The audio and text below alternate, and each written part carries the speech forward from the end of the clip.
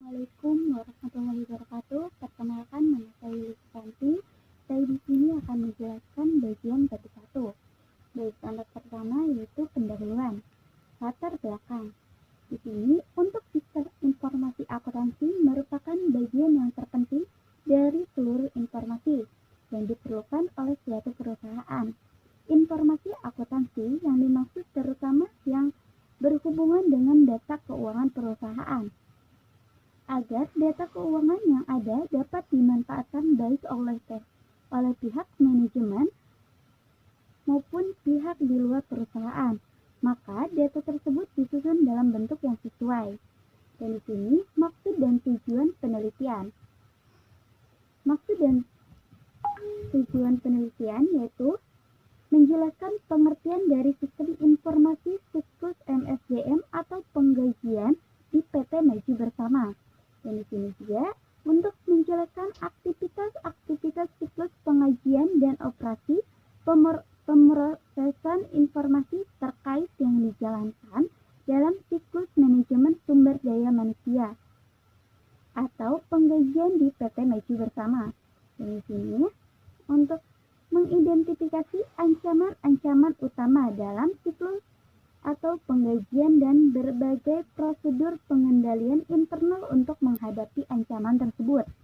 Dan di sini untuk tujuan penelitian untuk mengetahui pelaksanaan sistem informasi penggajian di perusahaan. Yang kedua, untuk merancang sistem akuntansi penggajian yang dapat diterapkan di perusahaan. Baik, dan di sini untuk metodologi penelitian. Metode penelitian yang digunakan adalah metode pengumpulan data penelitian kepustakaan, yaitu library research. Menurut Sugiono 2017, studi kepustakaan merupakan langkah penting di mana setelah seorang peneliti menetapkan topik penelitian, langkah selanjutnya ialah melakukan kajian teoritis dan referensi yang terkait dengan penelitian yang dilakukan. Baik, di sini untuk ruang lingkupnya yaitu menjelaskan pengertian dari sistem informasi siklus MSDM atau penggajian PT Maju Bersama. Dan di sini yang kedua untuk menjelaskan apa saja yang menjadi aktivitas dalam siklus pengajian di PT Maju Bersama. Dan di sini yang ketiga, bagaimana ancaman dan pengendalian siklus MSDM. Bab 2 yaitu landasan teori, konsep dasar sistem, pengertian sistem akuntansi sumber daya manusia. Dalam pelaksanaan kegiatan operasionalnya, perusahaan menggunakan banyak sistem. Sebuah sistem dibutuhkan oleh perusahaan untuk mengorganisir semua kegiatan yang berlangsung di perusahaan. Yaitu sistem utama yang mendukung kegiatan operasional perusahaan adalah sistem akuntansi. Pengertian sistem akuntansi diantaranya, sistem akuntansi adalah organisasi formulir, catatan, dan laporan yang dikoordinasikan sedemikian rupa untuk menyediakan informasi keuangan yang dibutuhkan oleh manajemen guna memudahkan pengelolaan perusahaan menurut Mulyadi. Dan di sini untuk sumber daya manusia terus dirasakan sebagai salah satu aset yang paling penting dan berharga dalam perusahaan, karena sumber daya manusia memainkan peran sebagai pemberi ide, pendorong, dan pelaksanaan ide. Juga kegiatan-kegiatan lain dalam perusahaan untuk mencapai tujuan perusahaan. Maka dari itu, semakin baik modal sumber daya manusia suatu perusahaan, semakin baik pula kinerja perusahaan tersebut. Pengertian sistem penggajian. Dan di sini untuk pengertiannya yaitu kegiatan utama yang terdapat dalam sistem akuntansi penggajian adalah perhitungan gaji kepada karyawan atau yang bisa disebut penggajian. Gaji umumnya merupakan pembayaran atas penyerahan jasa yang dilakukan oleh karyawan yang mempunyai jenjang jabatan manajer menurut Mulyadi. Dan di sini untuk peralatan tambahan sistem akuntansi sumber daya manusia. Peralatan tambahan sistem sistem akuntansi adalah menurut Mulyadi, lamaran kerja, CV, surat paklari untuk yang sudah berpengalaman, surat keterangan sehat, dan surat kelakuan baik. Dan yang kedua, sistem akuntansi penggajian. Peralatan tambahan yang digunakan dalam sistem akuntansi penggajian menurut Mulyadi yaitu dokumen pendukung perubahan gaji. Kedua, kartu jam hadir. Ketiga, kartu jam kerja. Keempat, daftar kerja. Kelima, rekap daftar gaji. Keenam, surat pernyataan gaji. Ketujuh, amplop gaji. Kedelapan, bukti kas keluar. Di sini untuk bab 3 yaitu pembahasan. Tinjauan perusahaan. PT Maju Bersama adalah salah satu perusahaan yang bergerak di bidang rajut dan garmen yang memiliki pasar domestik yang dalam kegiatannya memproduksi barang jadi berupa pakaian tidur wanita, pakaian tidur pria, tersuit wanita dan pria, jaket bra, celana dalam pria dan wanita, spray dan bed cover, dan pakaian tidur anak. Perusahaan yang bergerak di bidang pabrikasi ini selain dituntut untuk menghasilkan produk yang bermutu dengan harga yang terjangkau, juga mengembangkan strategi yang baik untuk memenangkan persaingan. PT Maju Bersama didirikan pada tanggal 10 Juli 1982. Pertama berdirinya perusahaan ini baru mempunyai 50 unit mesin jahit dan gedung yang kecil atau gedung sewa. Namun seiring berjalannya waktu dengan kerja keras dan usaha yang tiada henti, PT Maju Bersama telah memiliki kurang lebih 500 unit mesin jahit dengan 550 orang karyawan. Ya, di sini saya akan menjelaskan pada tahap tinjauan kasus pada proses bisnis sistem berjalan. Untuk menghasilkan produk yang berkualitas, maka setiap bagian atau departemen harus saling bekerja sama satu dengan yang lainnya. Di sini saya akan menjelaskan pada bagian SDM atau perekrutan karyawan. Pada perekrutan karyawan ada tugasnya. Yang pertama, analisis pekerja yang sedang membutuhkan pekerja dan mengiklankannya, lalu menerima surat lamaran kerja, pengecekan berkas, pemanggilan calon karyawan, psikotes, melakukan wawancara tahap awal, tes kesehatan, wawancara tahap akhir, dan memberi keputusan penerimaan. Selanjutnya, untuk bagian pengajian, di sini bagian HRD menerima data kehadiran yang sudah valid untuk kemudian diproses dalam pengajian per orang. Untuk menghitung bagian pajak PPh 21 berdasarkan status jabatan maupun keluarga. Lalu menerima rekapan revisi perhitungan pajak gaji, lalu membuat slip gaji dan daftar gaji ke seluruh karyawan. Selanjutnya, dievaluasi oleh departemen atau divisi keuangan. Jika tidak ada yang dievaluasi atau kesalahan, membuat cek tunai sebesar jumlah gaji seluruh karyawan, lalu menyerahkannya kepada pimpinan perusahaan. Selanjutnya, cek tunai atau kemudian ditransfer ke bank mitra untuk kemudian ditransfer ke rekening masing-masing karyawan. Di sini pun ada contohnya dokumen masukan dalam sistem SDM dan pengajian. Di sini juga ada contoh lamaran pekerjaan pada PT Maju Jaya Beriman. Di sini pun ada surat pemberitahuan, contoh surat pemberitahuan kerja malam atau lembur.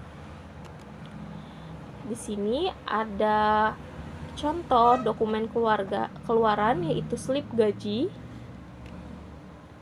Nah, pada permasalahan pokok dari hasil pengamatan pada sistem SDM dan pengajian karyawan pada PT Maju Bersama, penulis menyimpulkan bahwa permasalahan yang ada adalah belum efektif dan belum efisien karena pencatatan dan perhitungan dalam sistem SDM dan pengajian karyawan pada PT Maju Bersama masih manual. Adapun permasalahan pokok pada sistem tersebut antara lain pengolahan data masih manual hingga proses pencairan data membutuhkan waktu yang lama. Yang kedua, penyimpanan data kurang baik dan kurang rapi sehingga tidak permasalahan terhadap dokumennya yang sering hilang dan rusak. Yang ketiga, karyawan suka lupa absen.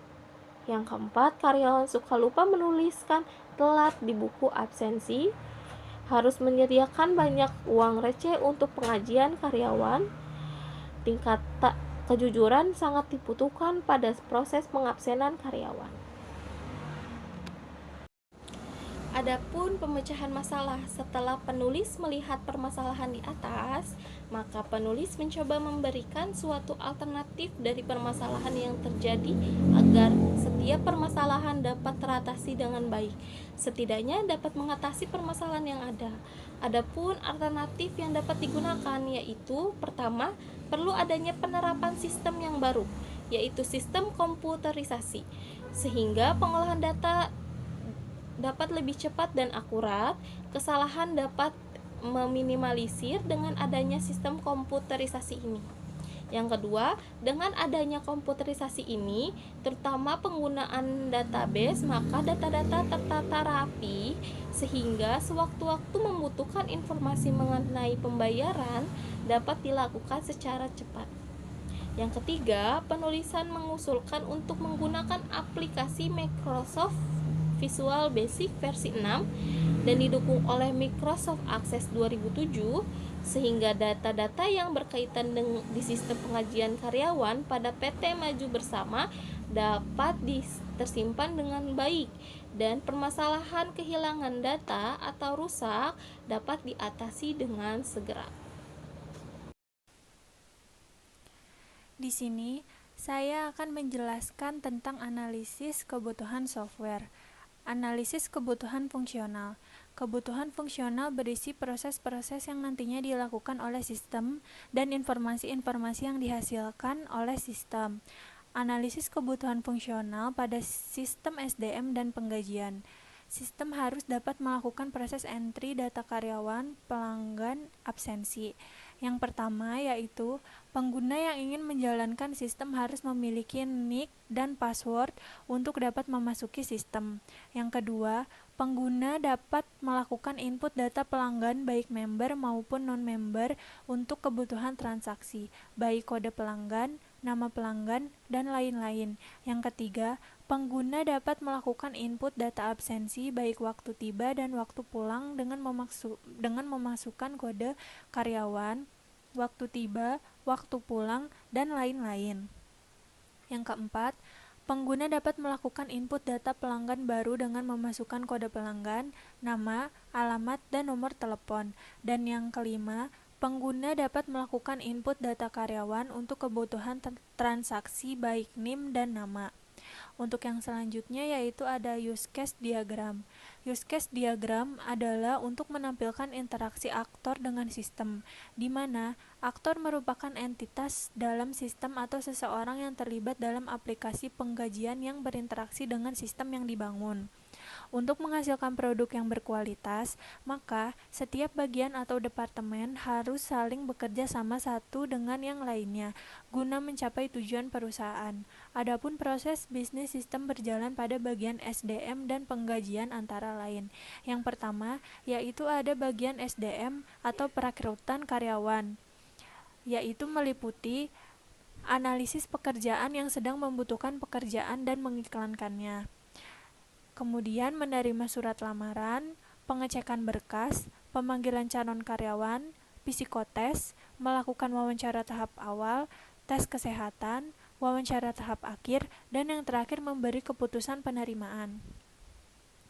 Berikut adalah gambar use case diagram SDM. Sistem penerimaan karyawan baru, yaitu yang pertama, pelamar melihat lowongan pekerjaan, kemudian kirim lamaran melalui pos atau antar langsung, setelah itu seleksi berkas administrasi, kemudian menghubungi pelamar, kemudian wawancara psikotes, setelah itu ujian tertulis melalui pengetahuan umum atau ujian psikotes, setelah itu pemeriksaan kesehatan, dan yang terakhir wawancara internal.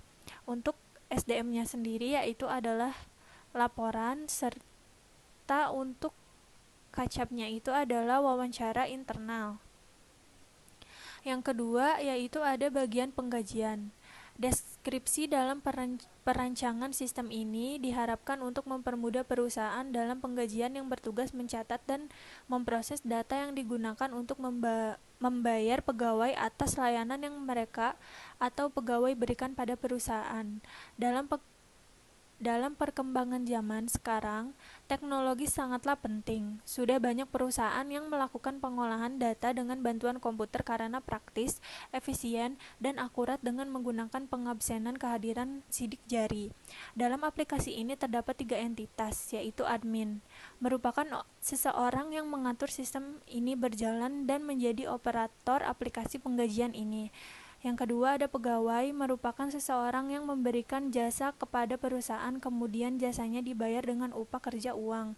Dan yang terakhir adalah pemilik, merupakan seseorang yang bertugas hanya untuk melihat laporan perusahaannya dari admin. Kemudian ini adalah gambar use case diagram penggajian. Yang pertama ada admin melakukan login, data pegawai, absen pegawai, golongan pegawai, penggajian serta logout.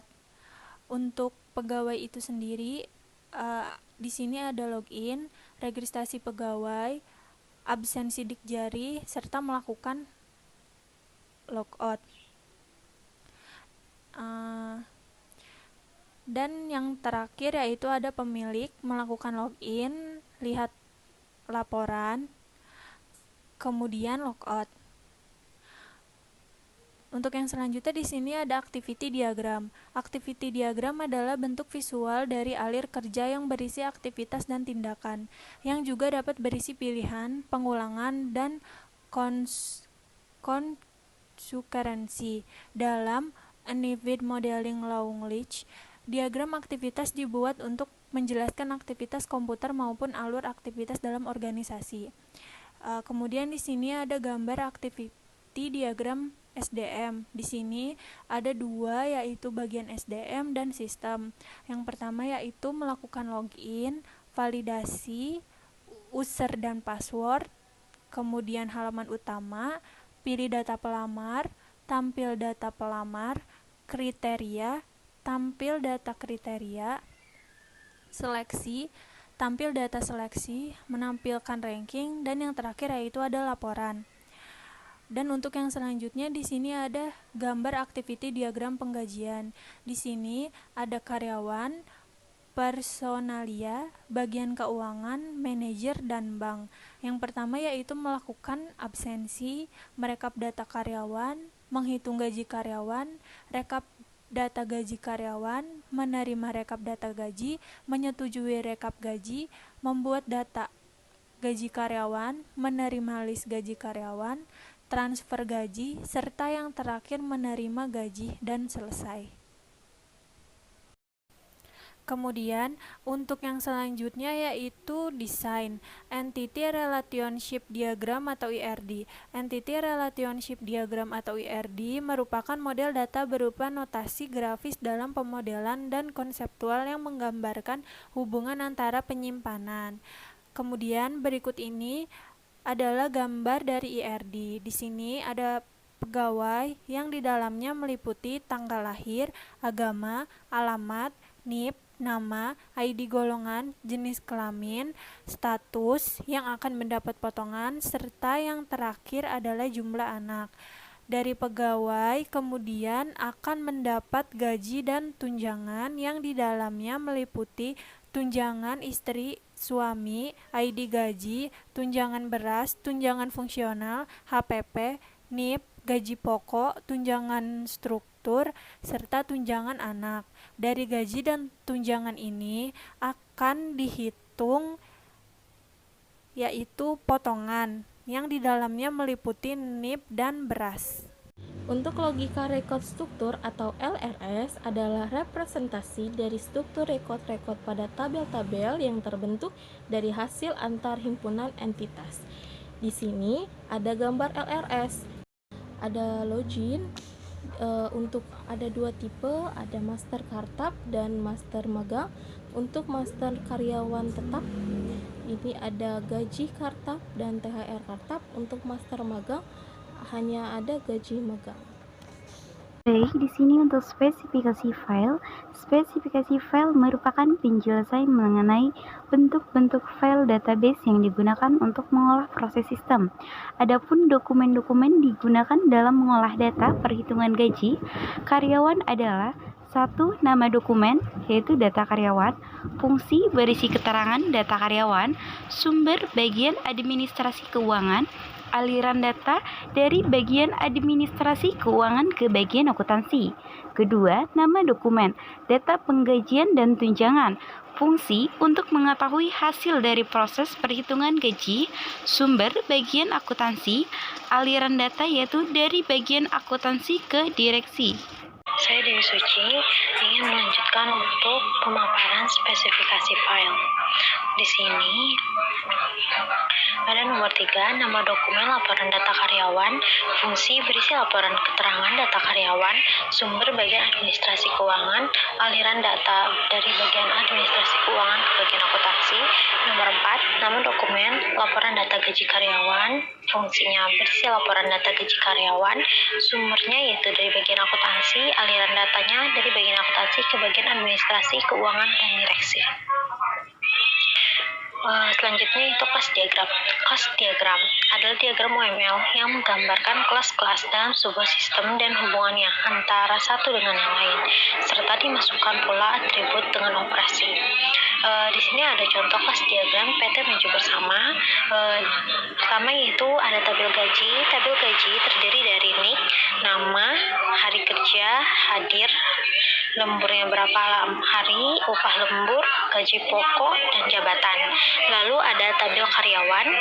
Di sini tabel karyawannya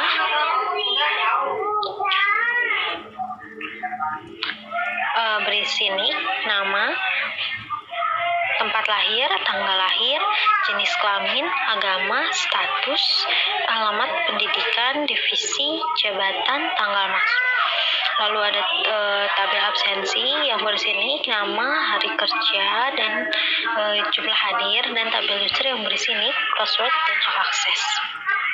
Lalu selanjutnya ada diagram sequence. Diagram sequence merupakan salah satu diagram yang menjelaskan bagaimana suatu operasi itu dilakukan. Message atau pesan apa yang dikirim dan kapan pelaksanaannya. Diagram ini diatur berdasarkan waktu. Objek-objek yang berkaitan dengan proses berjalannya operasi diurutkan dari kiri ke kanan berdasarkan waktu terjadinya dalam pesan yang terurut. Di sini ada contoh sequence penggajian. Dari bagian admin, dia login lalu masuk ke menu utama. Dari menu utama dia memilih form data pegawai, lalu masuk ke form data pegawai. Untuk menambahkan data pegawai, dia masuk ke kontrol data pegawai, klik tambah data, lalu masuk ke database pegawai, isikan data-data, lalu simpan. Lalu data pegawai tersimpan, data berhasil ditambahkan. Lalu untuk edit data pegawai, dari form data pegawai, diedit data pegawai, di kontrol data pegawai, edit data, isi pengeditan datanya, lalu simpan. Setelah data pegawai tersimpan, data berhasil diedit. Lalu untuk menghapus data pegawai, dari form data pegawai, masuk ke kontrol data pegawai, hapus data-data, lalu simpan, dan data berhasil dihapus. Lalu untuk menampilkan data di kontrol data pegawai dan form data pegawai, lalu setelah selesai bisa kembali ke menu utama. Lalu ini adalah diagram sequence untuk sistem sumber daya manusia atau perekrutan. Dari user nanti daftar dan memasukkan data, lalu pilih menu login, masukkan username dan password. Setelah login nanti akan muncul menu utama, lalu para terlamar mengisi soal tes. Setelah tes online mereka mendapatkan hasil. Nah, setelah hasil tes mereka akan diberikan cetak bukti kelulusan, laporan kelulusan mereka lulus atau tidak. Lalu selanjutnya adalah user interface. User interface adalah tampilan visual sebuah produk yang menjembatani sistem dengan penggunaan user. Tampilan UI dapat berupa bentuk, warna, dan tulisan yang didesain semenarik mungkin. Secara sederhana, UI adalah bagaimana tampilan sebuah produk dilihat oleh pengguna. Ini adalah salah satu contoh user interface dari PT Maju Bersama.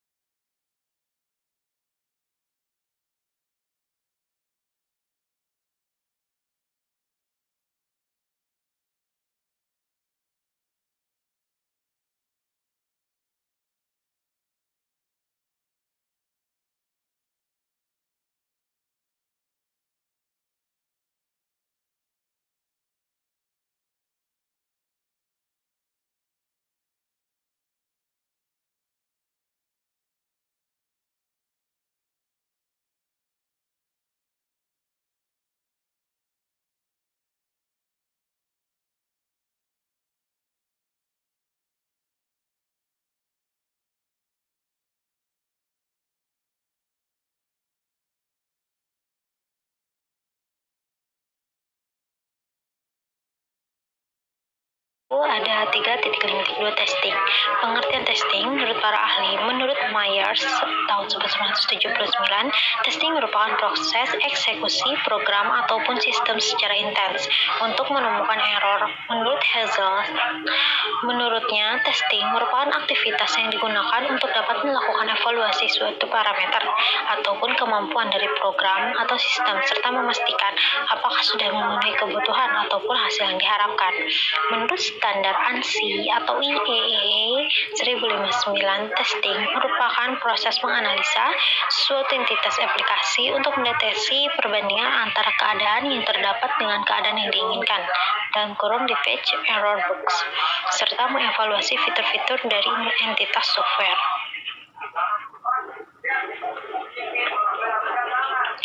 Lalu selanjutnya itu bab 4 atau penutup. Di sini ada kesimpulan berdasarkan analisis dan perancangan sistem akuntansi yang telah dilakukan, maka dapat diambil kesimpulan sebagai berikut.